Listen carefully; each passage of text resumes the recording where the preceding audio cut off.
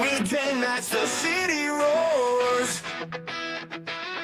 Tune in loud, turn up some more. Cincinnati show, it's time to play. Sports with strawberry ice today. 5:30 sharp, don't be late. CTV, the sports awaits. Strawberry ice, he's on the mic, energy, it's pure delight. Every touchdown, every goal. Feel the pulse, it's in your soul. Cincinnati heartbeats strong. Strawberry ice will lead the throng. Every touchdown, every goal. Feel the pulse, it's in your soul.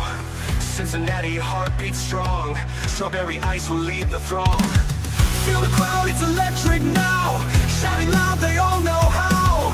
The CTV got what we crave. Sports with ice, it's waves and waves.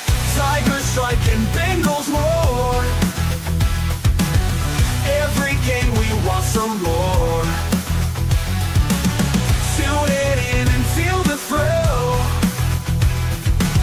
Strawberry ice, he's giving chills.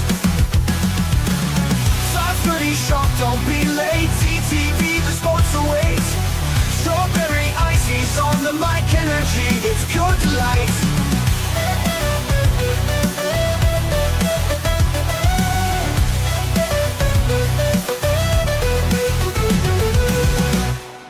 Hey guys, what's going on? Welcome to the show.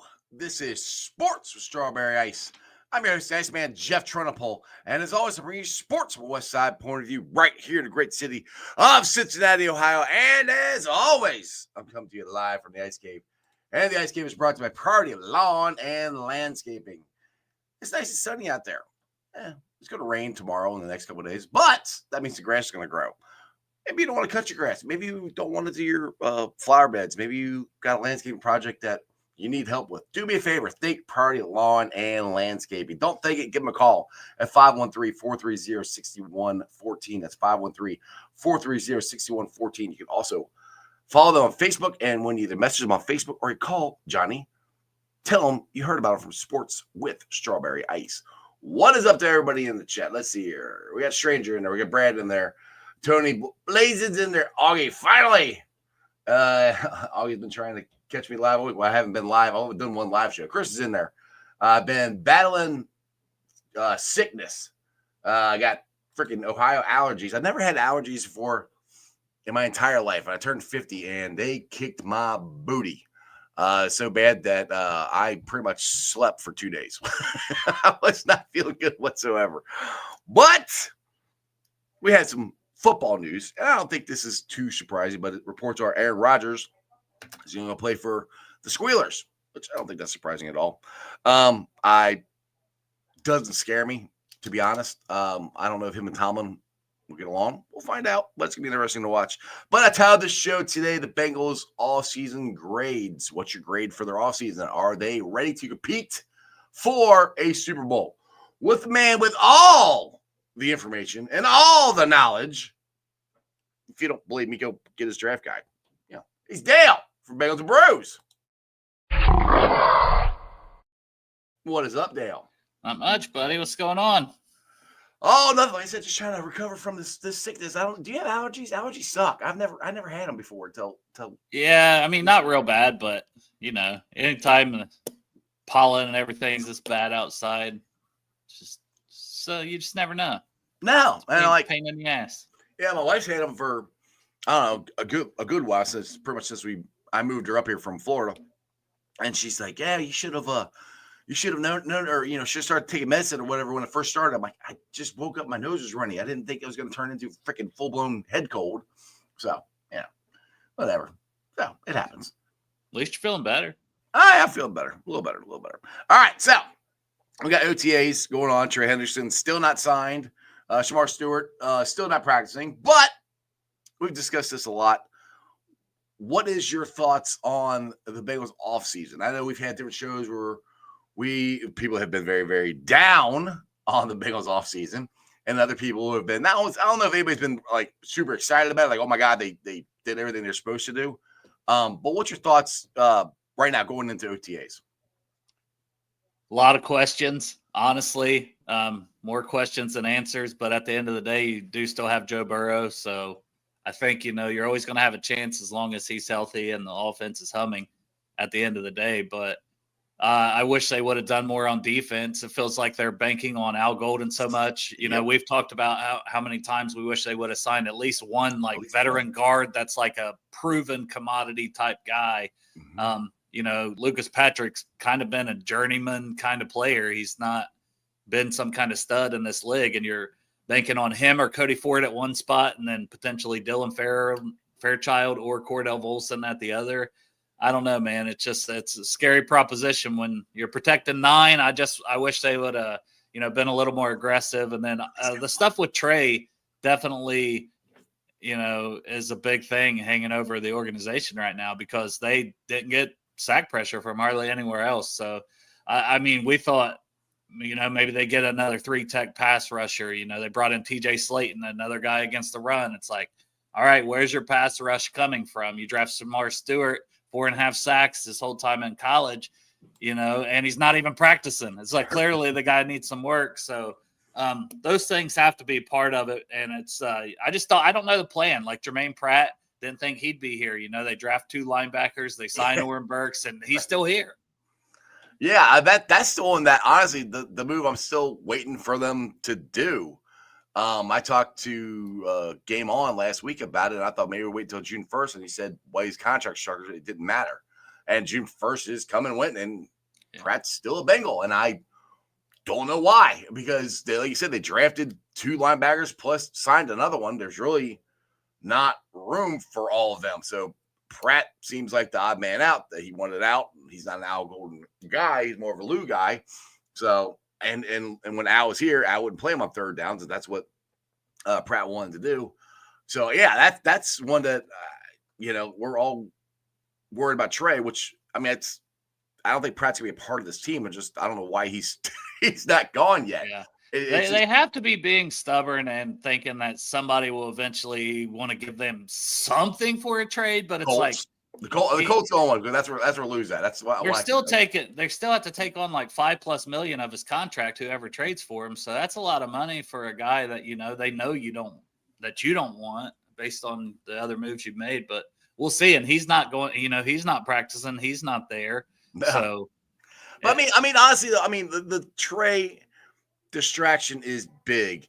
It's to me right now. It's not as big as last year was Jamar and T, because we knew Jamar wasn't going to go anywhere. We just didn't know when they were going to sign him. We were hoping T was going to. Actually, this time last year, I kind of was like, this will be last year for T, to be honest. So it was more of, what are they going to do with Jamar? And now, the more this gets into it, and the more like Richard Skinner was on my show, Skinny's like, I think he's going to play the contract out and move on. And that's what the way it's looking. Now the other thing, I'll put it to you this way. And Joe Burrow has, when he had put his list together of people that he wanted signed, Trey was on that list. Now, They have done everything that Joe has wanted, except for Trey. So I'm wondering if this gets too closer to training camp, Joe goes, throw the bags on Mike Brown's door, like, hey, we need to have a conversation here. I had a list that, I wanted you guys to sign. You got everybody done. Trey needs to get done because we need a pass rush, and he's the only one we got. So I'm wondering if Joe's gonna, play another card in his hand, because they're listening to him so far. That's the only play left, I think. Yeah, and when he had his press conference, he didn't really.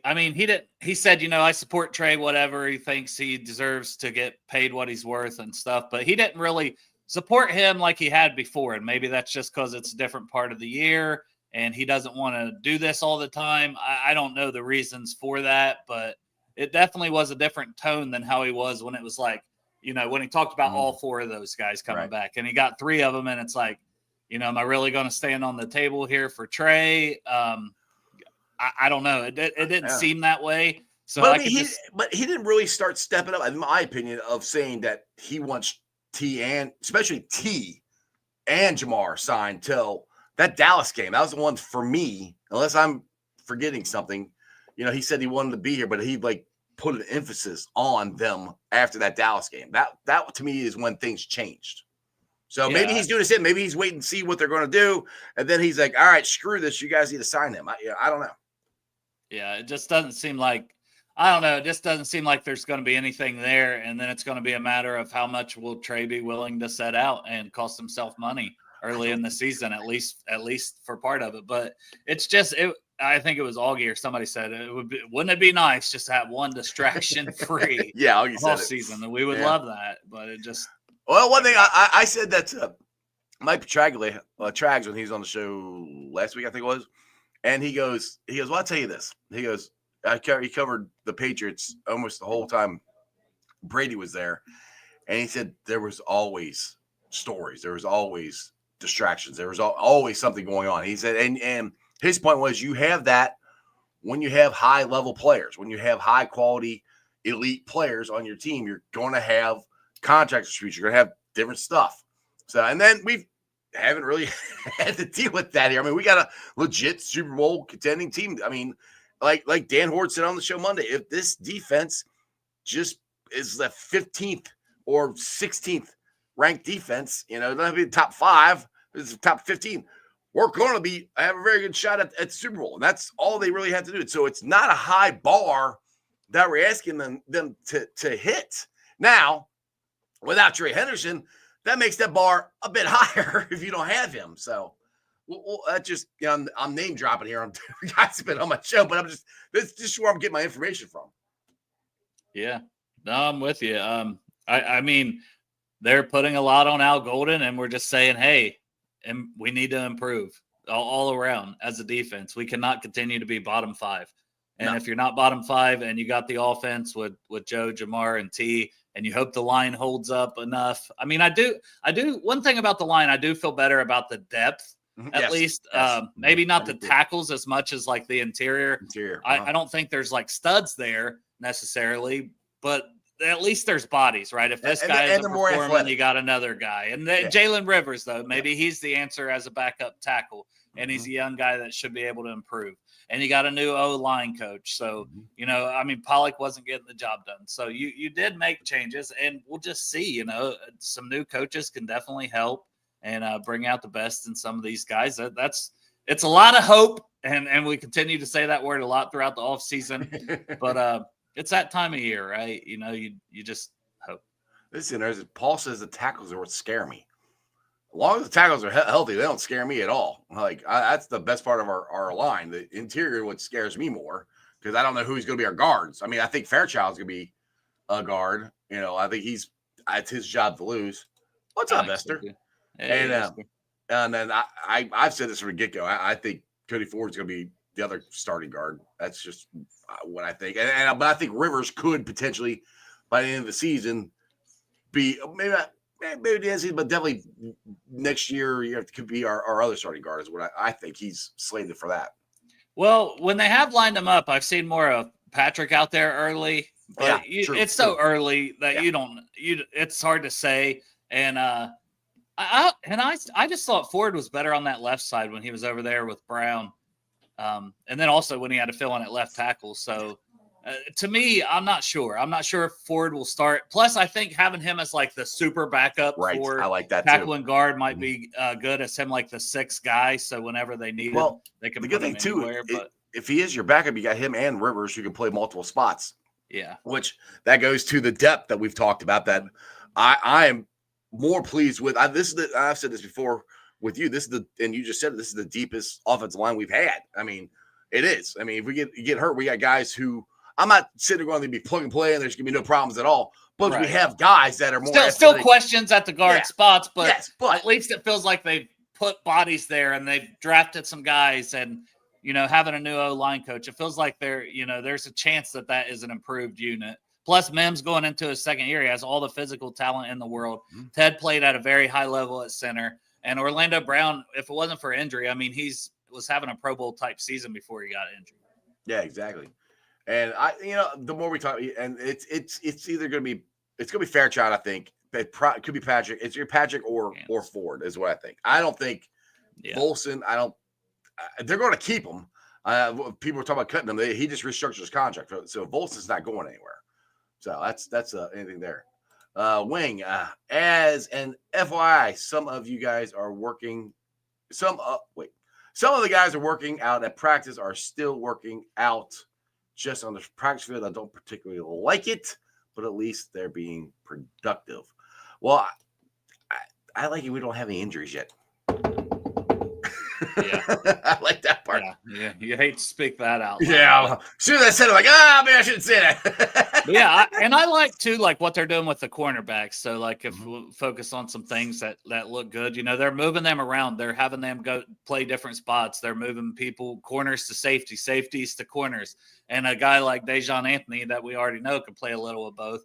Because injuries happen all the time in the secondary. So having the versatility and cross-training those players to play both spots, I think is going to be very, very valuable this season. Well, hopefully Dejon Anthony will be able to get more playing time because he made that tremendous play, which wasn't a flag in Kansas City game, and he barely ever saw the field again, which was, I think, one of Lou's problems. I go to the safety room. And I get to talk to Dan Hort about this, thinking our boy Tyson Anderson might get a shot of actually playing, not just special teams this year, because they didn't address the safety room, and you and me kind of wish they would have, but Tyson Anderson, I think, can be a productive player there. So maybe they're going to get him a more shine at safety this year. Yeah, and they kept Geno Stone, so that's like another thing. We'll see how that plays out, right? You're hoping that he's more comfortable with whatever Al Golden's doing, and they're putting him in better spots. He was playing better toward the end of the year. But it's just been some surprising moves, I guess, like looking at the offseason overall, the not investing more in guards, the linebacker, the whole thing with linebacker and Pratt, the stuff with Hendrickson, now the stuff with Stewart. It's just a lot of questions. Keeping Stone at safety is one of those questions. It's like, okay, we thought they might move on and bring in somebody else there or draft somebody, and they didn't. So, right. I mean, this has been my comparison, and I hate it, but my comparison for the Bengals offseason is to the Reds offseason. They went out and got Terry Francona, and we were all excited about that. They really didn't add anybody. They added some mediocre players, and that's what they did. And they wanted Terry Francona to get the best out of him, and we needed a big year out of Ellie, Matt McClain, CES, Steer, all these guys, and none of them are really having big years. That's the scary part to me. It's very similar to what the Bengals are doing, where they're putting all their eggs in Al Golden. And why can't I remember the offensive line coach's name? What's Scott Peters? Thank you, Scott Peters. I don't know why I can't remember his name. Scott Peters. So they gave them young, talented guys. They're and the defense side of the ball. How many times we talk about this? There's 7 first-round, second-round picks they've had in that defense. So they've put a lot of equity in that. So they're relying on Al Golden to get it out of them. And I hope it works. I mean, I'm not saying it will or won't. I have no freaking clue. But I told you this before. I do at least see the vision of what they're – look like they had a plan this year, I think.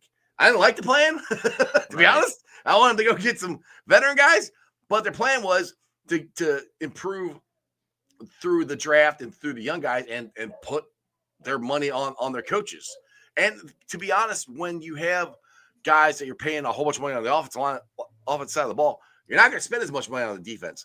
That being said, they still have money to spend on the defense, or they could have done that. So but it's the Bengals, and they don't ever want to get close to the salary cap. So they don't get creative with how they structure contracts or anything to give themselves more money. But I wish they would, but nothing we can do about that. No, I'm hopeful overall, though. I mean, I think the running back room could be pretty decent. I think, we'll see if Zach Moss, when he can be healthy, coming off the neck. But I like that we brought back P. Ryan. I like the addition of Taj Brooks. So, and then Chase Brown with another year. I just think, and Jermaine Burton, if you look at the receivers. I know it's like, well, the offense hasn't been a problem, but still, you want to keep being good on that side of the ball. And Burton, even listen to him interview, he just seems like he's in a better mental space more than anything. And I tweeted the other day, like, even regardless of him being a Bengal and what I want to see him do on the field, as a person, as a young guy, you always want to root for people to succeed. And it just seemed like he was going through some stuff. And if he's, doing better mentally, I think that's going to help him a lot. physically and on the football field, and just have his mind right, and he's focused on the right things, because the talent's always been there. So you had that with Yoshi and Higgins back and Chase, and Charlie Jones. I mean, can he ever stay healthy? But he's been practicing, so you hope. And then it's a lot of talent. Taj Brooks. I'm big on Chase. You mentioned Chase Brown, and what I hope now, this is what I hope to do. Where Burrow has come out and said, we didn't finish games, which he's right. There were games where they had the lead and they blew it. There were times where the offense didn't stay out there long enough to either they didn't score or they turned the ball over or whatever. This is where I'm hoping with that. Hopefully Zach matures a little bit more and you have a lead, run the ball. And then hopefully we can run the ball with Chase, with Taj Brooks. So when you get that lead, you can run the ball and you can run that clock out. Because there's like that Ravens game where we lost on the 5 penalties that they could have called on the Ravens for the 2-point conversion. If we run that ball out when we had the lead, we win that game. But we didn't have a consistent running game. So that's another thing that I'm hoping we get. Now, I've never seen that with the Zach Taylor offense. We'll find out. But getting back to Burton, that dude, if he does have his head on straight, it's going to be awesome watching him in this offense. The other thing I'm concerned about is they ran a lot of 2 tight end sets last year with Eric All. Thank you, Eric All, who is not going to play this year. Hopefully comes back. You don't have that tight end who, if he comes in, you don't know if it's going to be a pass or a run. All was in there. You didn't know. You got Sample and you got Mike G, and Sample's more of a blocker. Mike G's a receiver. I wonder if they're going to still run more 2 tight end sets like as they did last year. I mean, they still could because you do still have Sample and Gesicki, and then Grandy can still block it. And then you're hoping that Tanner McLaughlin, he's not getting any younger. He's already 26, 27 years old, and he basically redshirted his rookie season last year for the Bengals. But he's a guy coming out of Arizona that had some talent. So, maybe he gives them something. I do think not having Eric All is a big loss for this season because, man, he just looked really good as like that complete tight end, that you we haven't had. We haven't had that. He was the most complete tight end we've had since we drafted Joe Burrow. And I don't think that they have that. I don't, like you mentioned, I don't think any of those 4, but they got to use them to their strengths. And, it's just, you got so much talent on that offense. If the line holds up, it doesn't matter to me if you're in 12 personnel or not. But yeah, it is nice, to be able to line up, run the ball, smash mouth football at times in the 12 personnel. And we'll see. Drew Sample. This is the GOAT. The GOAT. The God, Drew Sample, Dale's favorite player. Was not overdrafted at all. No, he was always a 2nd-round pick. Check out his draft guide. They'll tell you all about it. But yeah, that's the thing, dude. Just think if Joe Burrow could have a good offensive line. What if he had a great offensive line? Let's just dream a little bit. And these guys actually are healthy and they play great, dude. Our defense isn't going to have to do anything. They'll have to do something, but that'd take a lot more weight off the defense if our offensive line plays as good, as we hope it can. Yeah, we just got to find ways to generate pressure. That's the thing, whether Hendrickson is here or not. Somebody beside, obviously we want him here, and we hope that gets worked out, and he's playing week 1 and throughout the season. We expect it to happen. Right. Right now it's still a question mark until he's in the building at some point. Well, hopefully they'll get that. They gotta get this straightened out before training camp. It's just that's the thing. And the other thing that drives me nuts is our linebacker from South Carolina, Demetrius Knight. He's not signed. He's practicing. Stewart could practice. It's his choice to not practice. So when everybody gets mad at the Bengals and go ahead and sign him, he could practice. So, he could. Yeah, there's just I don't know. It's a frustrating situation all around because it's just like, man, you don't have Trey here. This is a guy who needs development. We spent the 17th pick on you. Come on, man. That's why I just wish they'd work it out and get him in here. Regardless, yes, I wish he was practicing. I just think he needs the reps, and it's like more than most players would need the reps.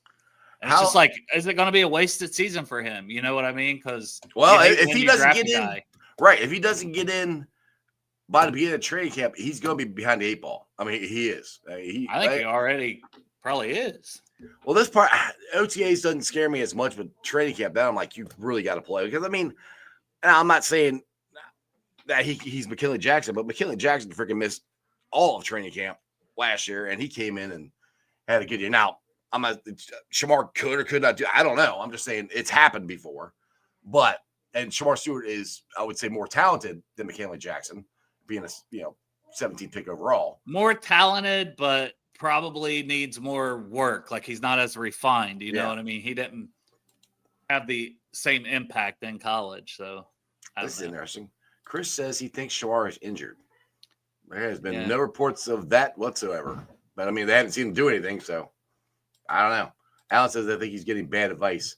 Well, he's getting advice from an agent who only has, I've heard like 5 or 6 NFL players. So he's really trying to make a name for himself as an agent. So we'll see. Let's see here. Wing, random thought, a random side note. What about Rodgers to Pittsburgh? I expected it. I mean, what else were they going to? I mean, it doesn't scare me. I mean, it really doesn't. I mean, Aaron Rodgers of 5 years ago, yeah, that'd scare me. Aaron Rodgers of last year, no. And I don't know if him and Tomlinson are going to get I don't know. They just seem like 2 strong-headed guys that I don't know. What's your thoughts? I don't know that Rodgers get along with anybody now. He just seems like true.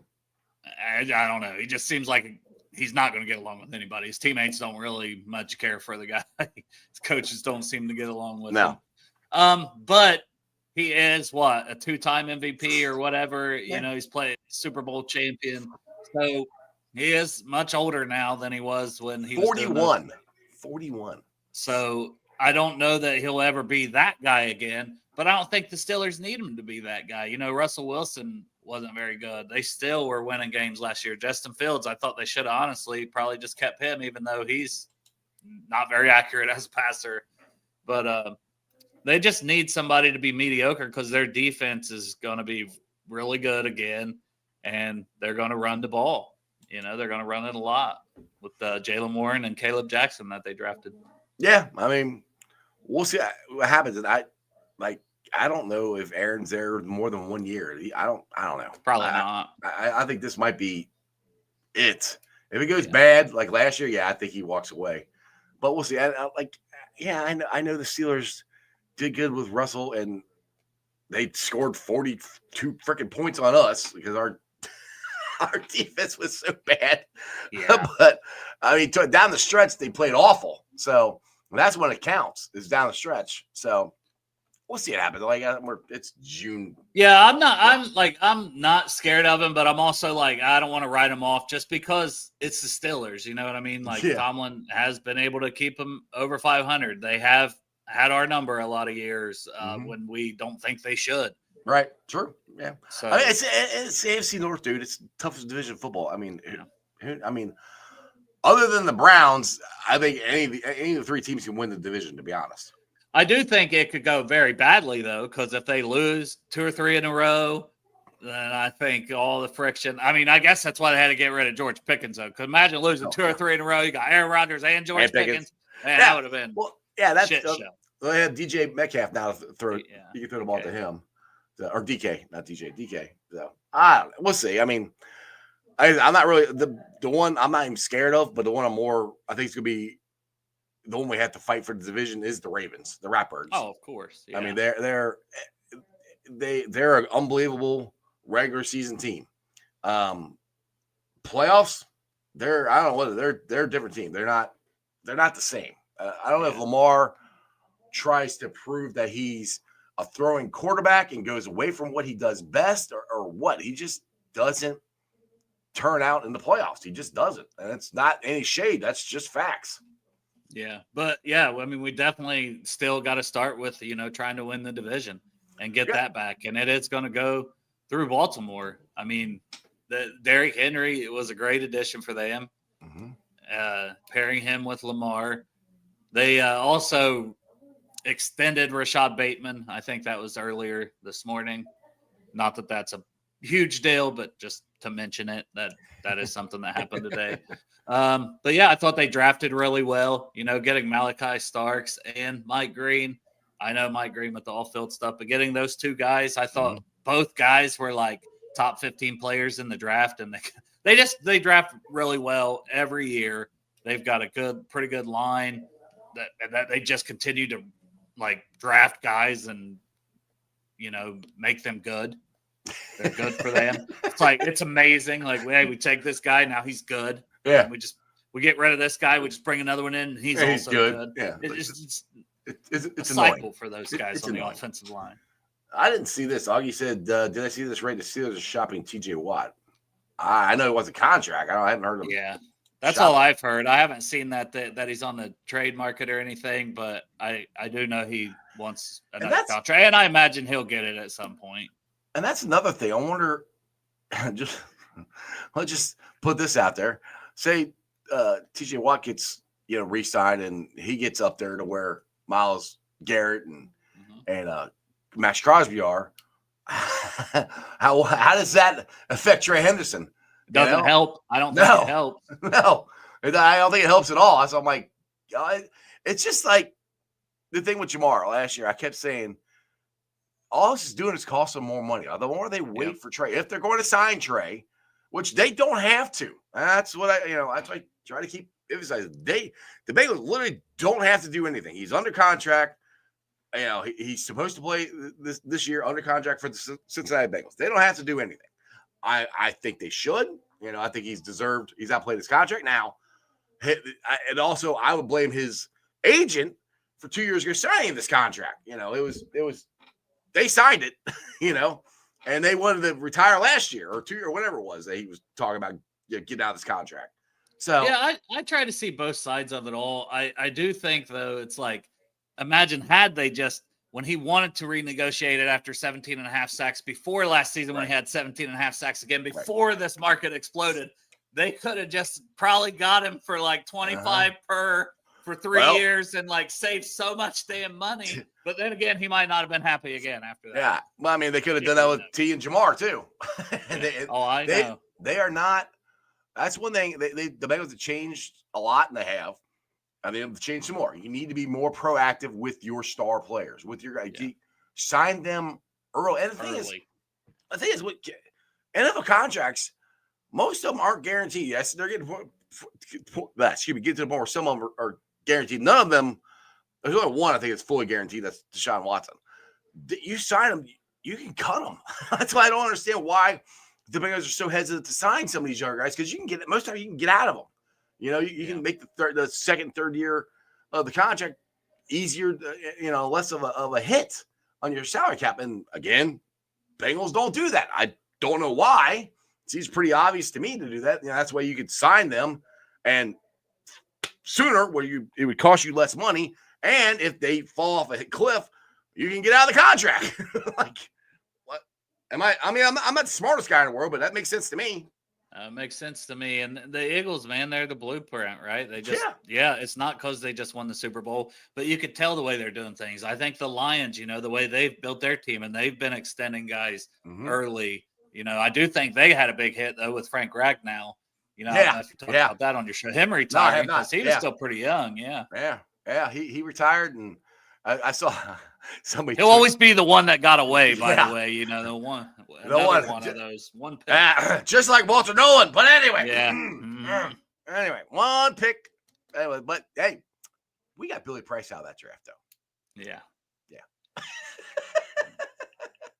Did not work out well. No. And well, then the Kansas City took your guy, like Karlaftis. Yeah, Karlaftis. One pick early. Before Dax Hill. It happens so many times. He's like, God, it's like, just trade up one more. Karlaftis has been really good. Yes, he has. Again, the Bengals aren't. That's the other thing. The Bengals aren't aggressive. They're like I do think, like I said, I do think Walter Nolan was their guy. Just from people I've talked to, I think he was their guy. Yeah, and same. they lost him. So like, all right, we're going to Shamar Stewart. It's like, if that's your guy, go get him. You know? Yeah. I get it. It's frustrating because it's like, I don't know. This is always what could have been. Yeah. I also But, I mean, think they're almost too predictable. Like, and yeah. I think that's why guys people poach the guy that they want year after year, like one pick ahead of them. They're a guy they would take because they like, well, we know the Bengals are going to take him, so we're going to get him here, or teams will trade in front Right. of him. The one that was the Steelers, it was like Devin Bush. So that didn't really pan out for the Steelers. No. But I remember when the Bengals like, oh man, they need a linebacker. So then we got Jonah Williams, which I thought was a good pick. I mean, still think all he's things good. considered, Yeah. I think he was better than Devin Bush. Yeah. I mean, I was a Jonah Williams fan. I think he was like, he wasn't an all-pro like we all wanted him to be and needed him to be, but he was a good player. I mean, he's the best we had during the Super Bowl run. Right. I mean, it was like Andre Smith. Andre Smith was okay. I mean, he wasn't great. I mean, he was a first-round pick. He was okay. And that's kind of how Justin Smith is. Sometimes, I mean, when you got guys like Alex Kappa that win the triple frown, we'll take okay on the offensive line. You just, as Paul Danner says, you don't want five donkeys. Donkeys, right? Exactly. But I mean, but to be honest, I am excited about the season. And the positive part of me, huh? I said always. You got to always be excited. Yeah. The positive part of me is that, like I said, when I can see their vision, I think Al Golden in his background can get the stuff out of these guys that Lou didn't. Lou didn't even try, to be honest. Lou didn't mess with rookies. He really didn't like young guys. No, and he had a defense full of young guys. Now, when he had veterans, when we didn't have to pay Joe, Jamar, and T, he had a really good defense. Now, I would love to know what this defense is like if we would have kept two guys, Jesse Bates and DJ Reader. I think our defense would be a lot better. Just keep those two guys, but we didn't. But I'm excited about it because I do think Al Golden is the right guy to get this out of him. I do think this defense, just listen to the guys talk, listen to CTP talking yesterday of how he's more locked in and focused, and I think he's going to have a bounce back year. I just like it's a big year for Miles Murphy. He's got to put up numbers this year, and he's going to get a chance to, which he hasn't really got a shot to do it. So we're going to find out. But there's too many guys that are too talented to not, if they're given the opportunity and coached up right, not to take a step. At least I have a step, some kind of step forward, don't you think? Yeah, it's just I just go back. We're banking on so much hope. We're banking on so much Al Golden. So that's why it's like if I had to give a grade for the offseason for like what you titled the show, it would have to be somewhere around a C minus. Like just because it's like nothing has wowed me. Your first round pick's not practicing. Trey's not here right now. So as of right now, it's like a C minus. I didn't think they were as aggressive in free agency as they should have been. But I do like the fact that they brought Higgins back, Chase is paid, Burrow's paid, that you've got your big stars under contract and happy. And dude, just put this out there. Just think how this offseason go. If they just signed Jamar, they let T go, they let Mike G go, which is okay. We always go back to the Whitworth. We'll let Whitworth go. We let Whitworth go. We let Zeitler go. We let Marvin Jones go. We let Muhammad Sanu go. Jesse Bates, who you just mentioned. But those four were in the same year. We let all of them leave. Every single one of them left. We didn't keep any of them. So this is where I go back to Bengals are changing. They're keeping their core guys, which is good, which is what we want them to do. It's still not to where we want it. But that to me, that's should be the exciting part of you got Joe, Jamar, and T happy. They ain't got to worry about nothing. They're just going to go play football. And for what they did last year when they had all this contract and stuff, all they got to do is concentrate on getting a Lombardi. That's it. That excites me. Now, the other side of the ball, like I said, that's the part that I know. There's so many questions on the defense, and that's why I keep going back to Al Golden, because it is so much banking on him and progressing. But it's the thing. It's not completely blind to have some faith in him because of what he's done at Notre Dame. How when you get these young guys out of high school and you have to work with these young guys, you're playing young guys. Their best corner, like Leonard Moore or whatever, was a true freshman this year for Notre Dame. So being able to develop guys quickly, you're hoping he can do that here. Plus, he was here before as a linebacker coach, and we were in the Super Bowl. Yeah, So and the thing is, remember how there's good some the line faith there. and just remember how good the linebacking core was when Al Golden was the linebackers coach. I mean, they Pratt and Logan Wilson played their best ball of their career. They played awesome. So I mean, you Yeah. can translate that to the rest of the defense, and it's going to be a linebacking based defense. I think there's going to be a lot more blitzes come out linebackers. I'm curious. Like, let's go I'm to getting a phone call. what are you getting I a got phone it. call for? Marissa, I got to answer it real quick. Okay. All right. Well, I'll answer some questions while we are waiting for you to get back from your phone call here. Let's see here. Alan. Should have phrased that better, Brad. Lou just played his guys no matter what. His young buys were better. Young guys were better. Yeah, he did. I agree. He played he and I've had multiple beat writers on here say this. He played the guys he trusted.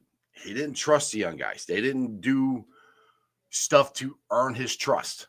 I think it's hard to earn Lou's trust. I think Cam Taylor-Britt did earn Lou's trust, and then he lost it. That's why he got benched.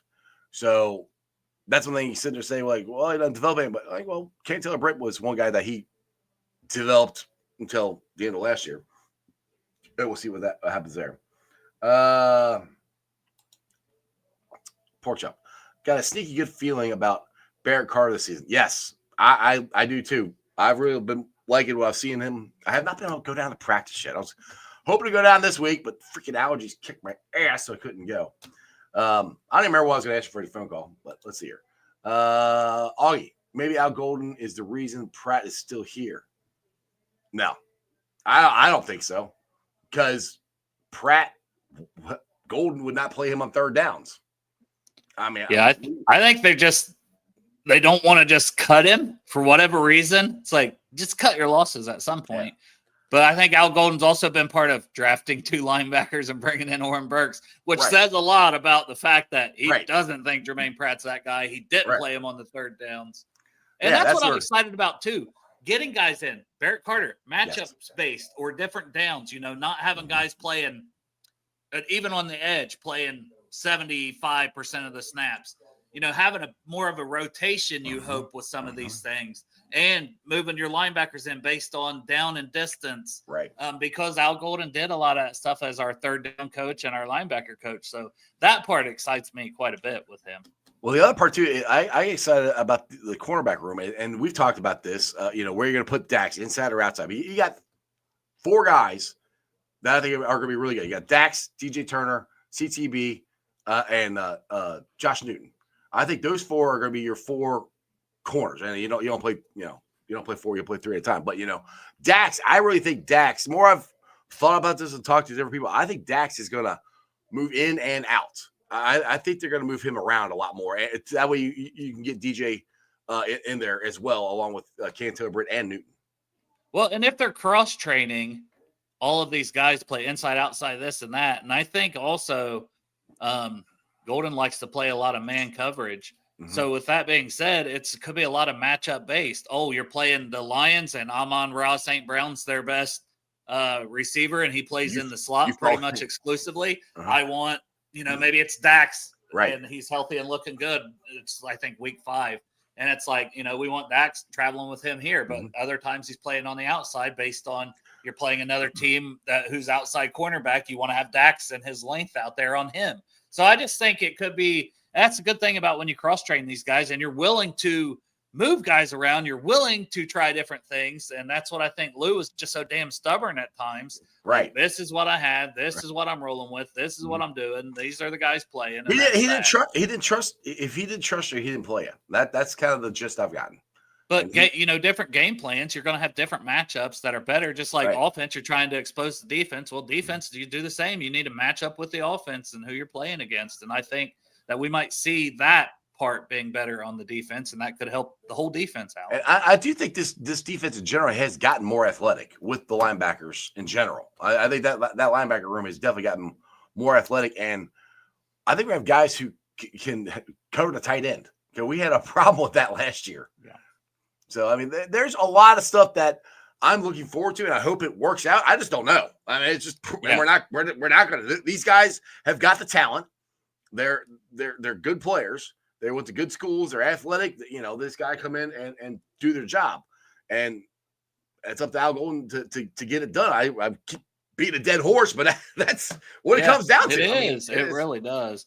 But it is exciting because, you know, maybe it is Tyson Anderson, but Dejon Anthony, I just thought certain matchups he should have played more. Yes. They were hyping him up so much during training camp and everything of how well he was playing, and it's like one thing that he really wasn't even a mistake. It was a good play. It was a good play. It's a bad call. You stop playing him, and I just think there's a lot there with a player like that. I And think there's a lot of guys on the defense like that should get more opportunities, and you really can't do that to young guys. I think sometimes that stunts them. I'm like, oh, I can't make any mistakes ever. Well, then you're never going to be aggressive, and you're never going to. I'm not saying you take chances on everything, but you're going to try to take it. If you jump a route, you're taking a chance. You know, if he Dejon Anthony sees that ball up there, instead of waiting for him to catch it and tackle him, he's trying to make a play on the ball. You know, you don't want him going in his head like, well, if I jump up and I get pass interference, I'm never going to play again.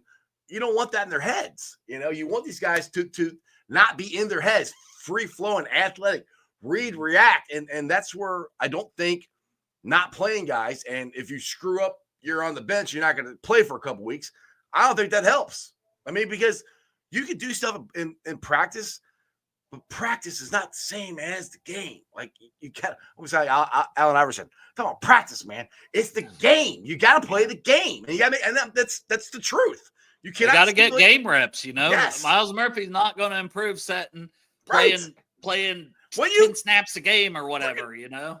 When you freaking drafted him, I thought to replace Trey Henderson 2 years ago. That's what I thought. And then, you know, you play the guy. It's like, anyway, I will still get so, I love Sam Hubbard, but I got tired of seeing him out there. I was like, why is he out there? I'm like, well, he was playing too much. Plus he was injured and they're still playing. Like Lou was still stubborn and playing him 70 to 80% of the snaps in these games. It's like, what the hell are you doing, man? Right. And the thing is, like, you and me talked about this, I think when we got Miles Murphy, I think we talked about the NASCAR package. We could do that if I never saw Lou try to do it, but we have that. We have the athletes to do that, especially with Shamar Stewart now. Yeah, when you got the size of Miles Murphy and the size of Shamar Stewart, and they're versatile enough to kick inside, utilize that. Right. Do it.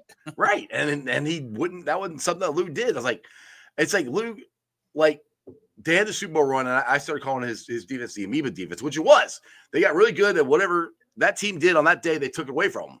It didn't matter what it was. They got really good at that. And then he couldn't get back to that. He couldn't get the players to figure out how to do that again.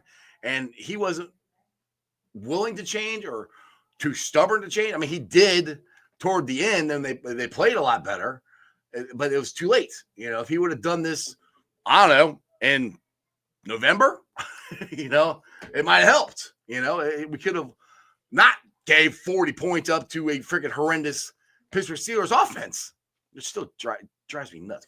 Yeah, that was brutal. Yeah.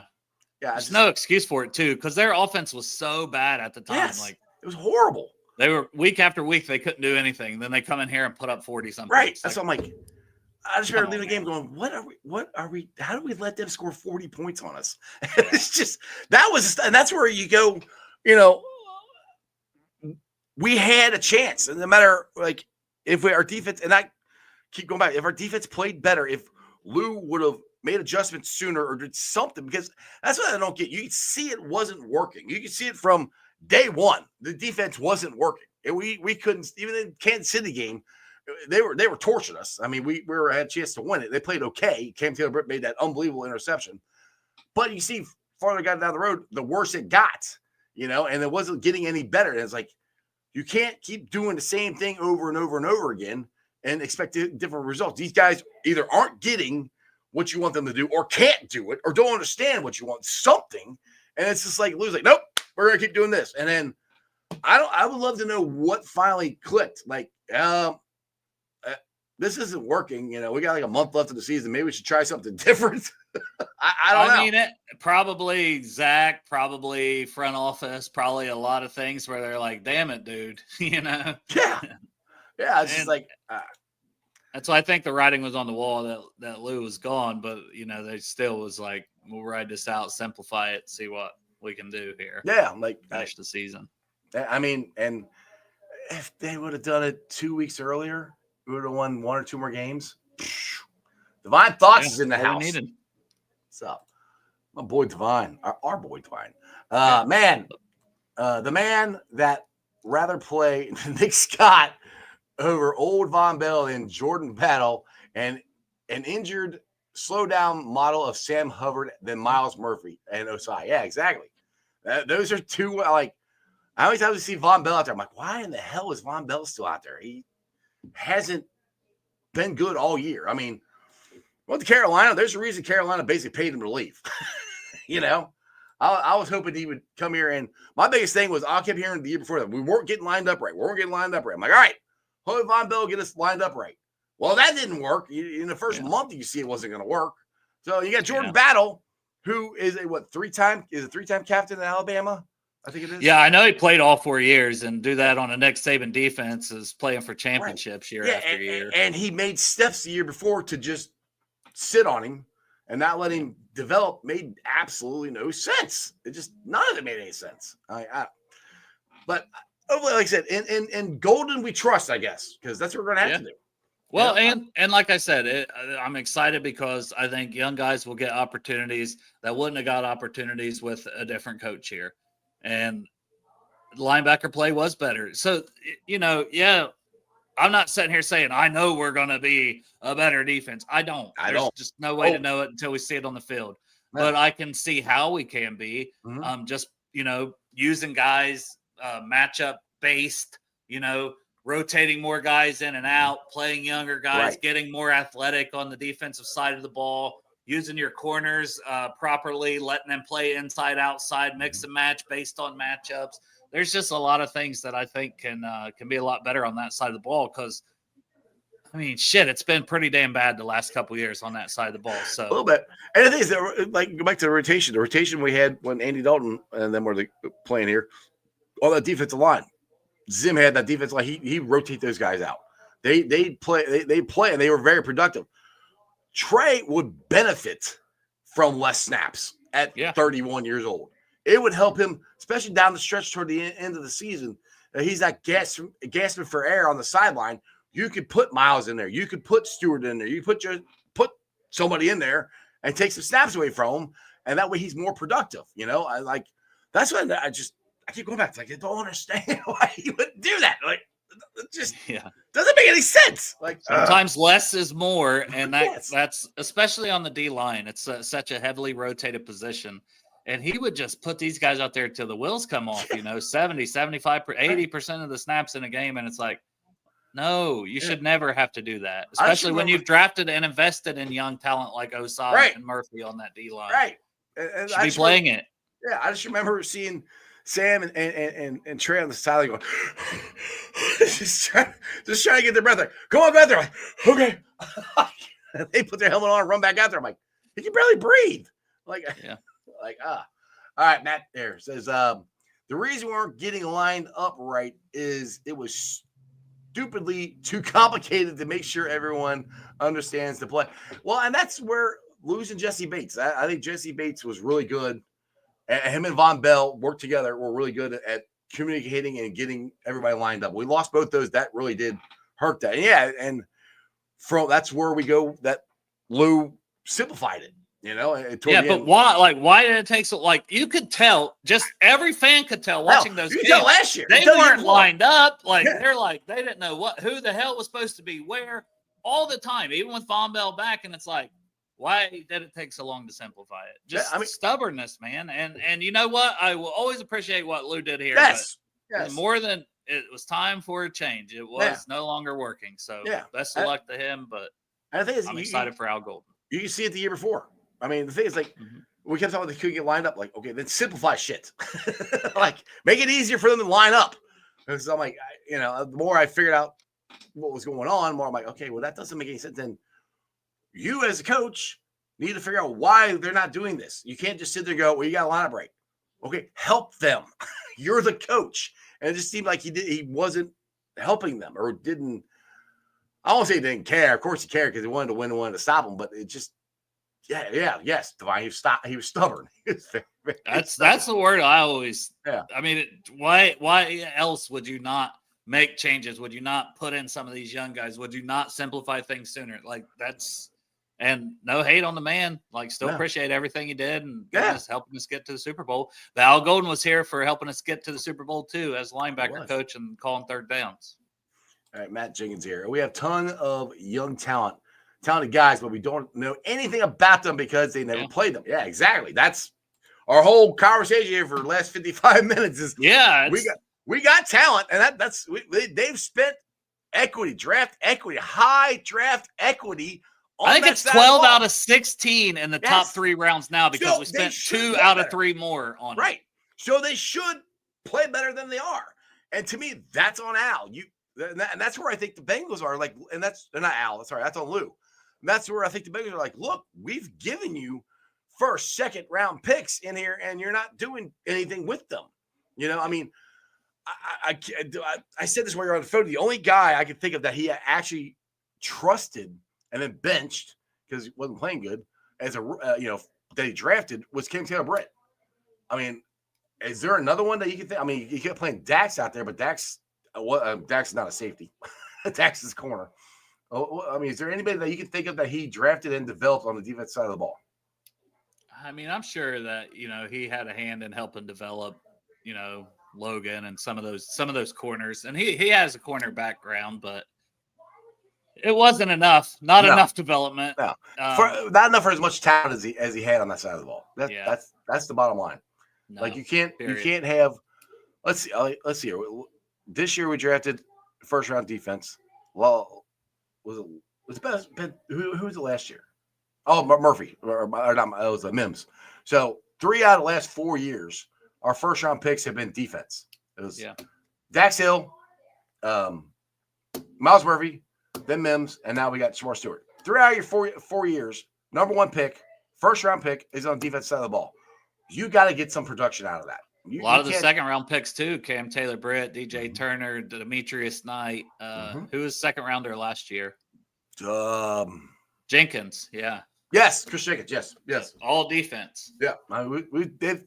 That's what I'm saying. It's like that's what I mean. Honestly, that's what does give me hope because it's not like the Bengals haven't done anything. I wish they would have gotten some more veteran guys over there, but they have talented guys that have proven in college they could play, and at high-level colleges they played in a lot of high-level games that should translate over here. You get enough of those. I mean, we saw the Steelers can pick up, Joe Bob off the street, and all of a sudden, he's a really good player.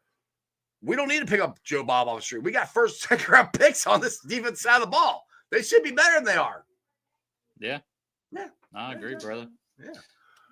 So you got any more in your draft guide coming out? You got a new 2.0, 2.5, 2.27 version? No, I won't have another version till like games start. I got an early version. I think there's like 299 player profiles. That's it. I should have done one more, so there's 300. Probably, you gotta make it even. Oh, this is my bad. But I'm still I'm not updating the guide, but I'm doing some stuff with the draft fanatic, draft professor guys and all that stuff on Mondays. We did like Clemson. We went over there. They're going to be so loaded with prospects for next year. But we're going to do like a different college, like each Monday at 9:00. So that's fun. Where you got UC at? Are they going to be loaded this year? I don't. That's not one we've talked about covering. Damn it, Dale! Well, we're doing like, hey, I don't make the decisions. This is their show. There are like 3 or 4 other guys on there. But I know we're doing like Virginia Tech and Michigan State coming up, and then obviously they're gonna let me do Ohio State. Duh. And I requested LSU for pork chop, so we're gonna do one on LSU. Oh, and I think we might do one with like a bunch of MAC players, just like all the schools in the MAC, and try to, it's been different. There's some good players that come out of the MAC. The MAC is underrated, I think, sometimes as far as how good of a conference it is. I mean, it's not going to be a Power 5 or anything, right. But there are some pretty good football players that come out of there. Yeah. You got anything coming up on Bengals and Brewers? Show tomorrow. Hell, I don't even know. I think I titled it Talking Wide Receivers, but yeah, we'll just see. Maybe pork chop, maybe he'll find another thing to do. something. I don't know, man. It's the summer, you know. If we don't have a fucking guest or something, we're just fucking flying by the hip and kind of like we did today. Just yeah. There's just you're just chatting, see what happens. You know, we'll see if Rumdale makes an appearance or not. Oh boy, Rumdale definitely make an appearance tomorrow. I'm sure. It's Friday, which I mean, as of right now, I don't have a guest on Friday, so I might invite Rumdale on Friday. Yeah. Well, I can't answer for Rumdale if he'll be on or not. You have to ask him tomorrow. I've reached out to Reggie Williams. He was on my show before. I'm hoping he'll answer me, and maybe he'll come on tomorrow. Maybe we can introduce Reggie Williams to Rumdale.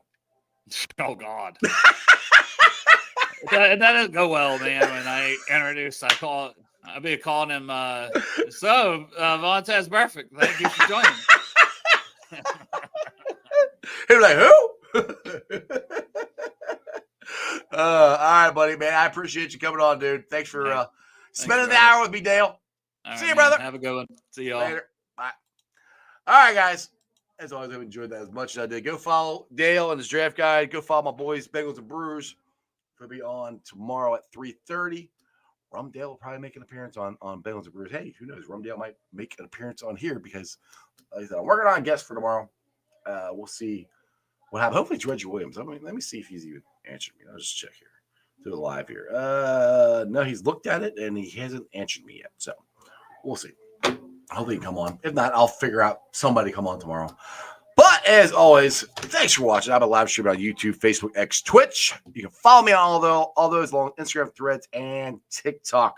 I will be pulling a sound out later on tonight, put it on the podcast. So if you want to hear anything that me and Dale talked about, you know, and you don't want to watch a video cast, you can hear it on the podcast. It'll be on BeanPod, Apple iTunes, Spotify, Google, Stitcher Play, pretty much wherever you get your podcast. Please make sure you rate, like, and review. Leave a 5-star review in the comments. More Cincinnati fans can find my podcast. Shout out to my sponsors. And if you want to sponsor the show, just hit me up on Twitter and whatever, you know, or email me, jeffturnbull@gmail.com, sportsstrawberries@gmail.com. But shout out to Priority Lawn and Landscaping for all your lawn and landscaping needs. If you got some flower beds, some paver patios, retaining wall, I don't know, they put a fire pit in my backyard. Anything. Lawn and landscaping required. Fake Priority Lawn and Landscaping. I actually do not think. Call them at 513-430-6114. That's 513-430-6114. You can also follow them on Facebook and see, follow on Facebook because you see all the awesome work that they do. They put a lot of videos out there for different projects they've had. So definitely go follow them on Facebook. It's Private Lawn and Landscape. And when you call Johnny or you message him on Facebook, do me a favor. Tell him you heard about him from Sports with Strawberry Ice. Also, shout out to T Properties, quality housing for quality people. Check out the website at www.tpropertiesllc.com for all your rental property management needs and your rental needs. And, of course, shout out to my boys, Matty Myers and Nate. Meyer Windows, Doors, and more. You can check their website out at MyersCincinnati.com for all your window and door needs. I always say I highly recommend it because I got it in my own house. So I can recommend them because they are energy efficient, awesome looking windows, easy to clean. Matty Myers come out, give you an estimate to get it done in probably a day, most times, maybe 2 days, depending on how many windows you got. Don't hold me to that. Maybe like, oh, Ice, what are you doing here? But shout out Meyer Windows and Doors, MyerCincinnati.com. All right, boys and girls. Like I said, I don't know who's going to be on the show tomorrow. I will try to figure out. I'm hoping it's Reggie Williams. That would be awesome. We'll find out, but it will be a fun Football Friday show. Maybe Rumdale will make an appearance. Who knows? Make sure you hit the thumbs up. Share this out. Like I said, it's summertime. It's kind of slow time for Bengals. Hopefully, I will feel better because mandatory OTAs are next week. I want to get my ass down to the bridge. I am missing seeing my boys. This month has been crazy with my daughter showing for her birthday, my son graduating college, and then I got sick, and I'm still working on my house, and I have not been able to get down there. So I'm dying to come down. So anyway, like I said, make sure you guys like, subscribe, share. Hooday for life. And that's your sports, baby. See ya! Weekday nights, the city roars. Tune in loud, turn up some more. Cincinnati show, it's time to play. Sports with strawberry ice today. 5:30 sharp, don't be late. CTV, the sports awaits. Strawberry icy's on the mic, energy, it's pure delight. Every touchdown, every goal. Feel the pulse, it's in your soul. Cincinnati heartbeats strong. Strawberry ice will lead the throng. Every touchdown, every goal. Feel the pulse that's in your soul. Cincinnati heartbeats strong. Strawberry ice will lead the throng. Feel the crowd, it's electric now. Shouting loud, they all know how. The CTV got what we crave. Sports with ice, it's waves and waves. Tigers strike and Bengals roar. Every game we want some more. Tune it in and feel the thrill. Strawberry ice, he's giving chills. 5:30 sharp, don't be late. CTV, the sports awaits. Strawberry ice, he's on the mic, energy, it's pure delight.